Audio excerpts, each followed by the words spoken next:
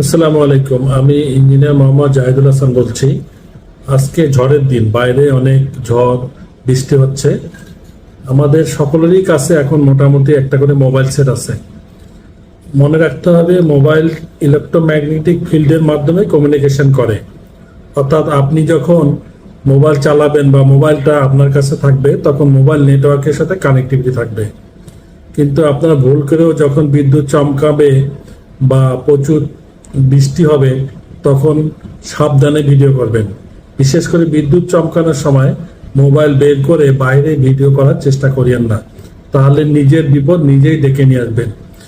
বিশেষ করে যারা হাই রাইজ বিল্ডিংয়ে থাকে, তারা বাসার কাছে যদি কোনো ইলেকট্রিক পোল থাকে বা এরকম দেখছেন বড় গাছ আছে, সেখানে বিদ্যুৎ চমকাচ্ছে, তাহলে সেই সব জায়গায় মোবাইল ব্যবহার করা থেকে বিরত থাকবেন।